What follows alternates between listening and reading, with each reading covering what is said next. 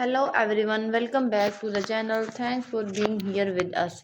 What if one of the most talked about moment at the global festival wasn't built on firework, massive visual or overwhelming volume but not stillness? What if the performance that stayed in people's mind that longest was the one that did not try to compete, did not try to dominate, and yet quietly reshaped the atmosphere of the entire stage? Today we are breaking down what made about Fujikaze performance at Coachella 2026 so widely discussed, why it stood out in a lineup full of global superstar, and how it impact goes for beyond a single set. Let's begin with the context. Coachella has always been a place where scale matter, big crowd, bold production, high energy movement designed to capture attention instantly. Artists come here to make statement, to prove something, to leave a mark that can be seen as hard from a distance.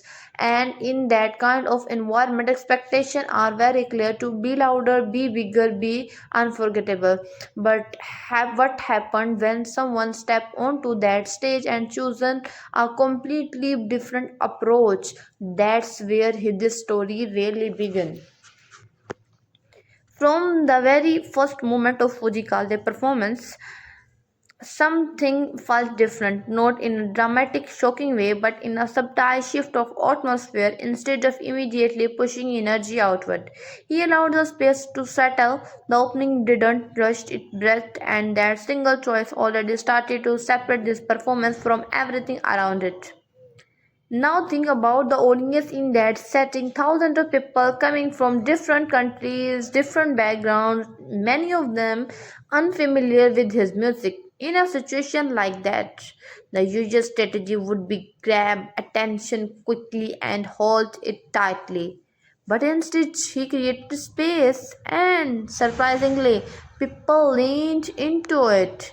This brings us to the first key reason why the performance became so talked about: contrast.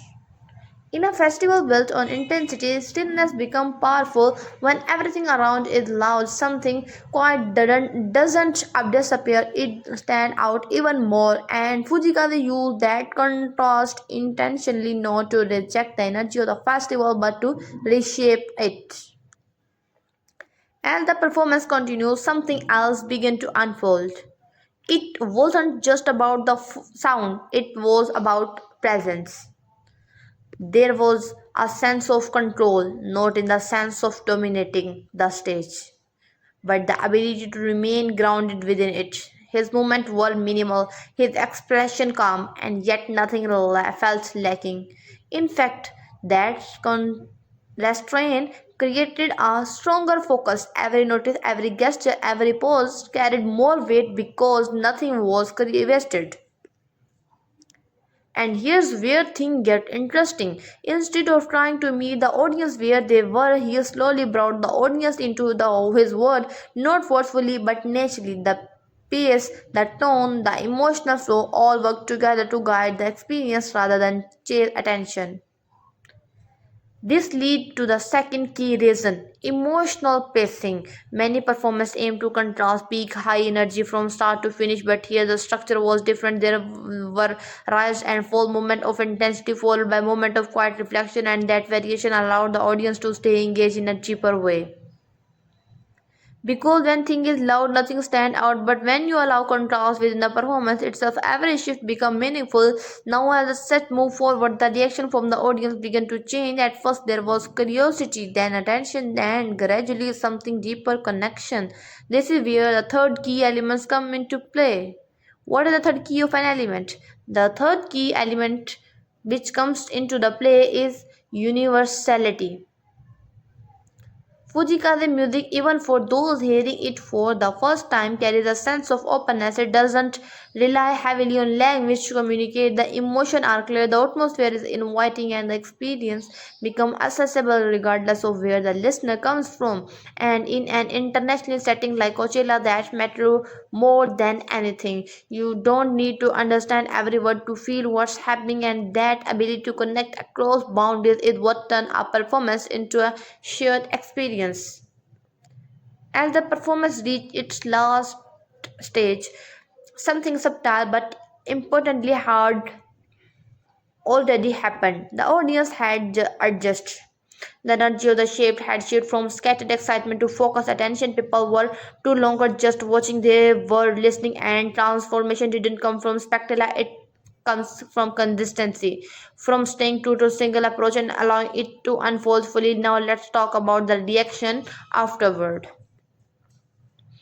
The discussion wasn't just about what songs were performed or how the set was structured, it was about how it felt. People described the experience as calming, grounding, even unexpected. And in a festival known for overwhelming stimulation, those words carry weight. This is where we can understand the broader impact. The performance didn't just fit into Coachella, it expanded what a Coachella performance could be. It showed that standing out doesn't always mean being louder. Sometimes it means being more intentionally, more focused, more real. And that brings us to a deeper layer of interpretation. Fujikaze approach reflects a shift in what audience are looking for.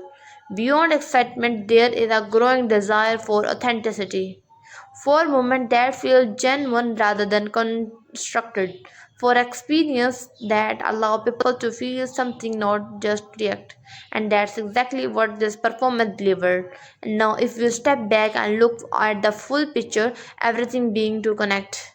The contrast with the festival environment created immediately attention. The emotion pacing maintained engagement over time, and the universality of the music allowed that connection to spread across a diverse audience. Three elements working together to create something that felt both simple and deeply impactful.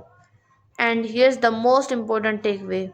The performance wasn't about proving anything. It wasn't about competing with other on the lineup. It was about presenting something clearly and honestly and trusting that it would resonate. And it did. Not because it tried to meet expectation, but because it quietly defined them.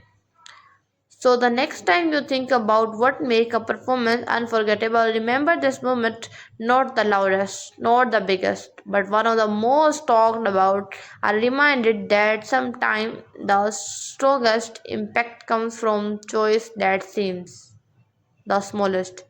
If you enjoyed this deep breakdown and want more insight like this, make sure you subscribe for more updates and stay connected with us. Thank you for watching the videos. For getting more updates, press the bell icon and hit the subscribe button.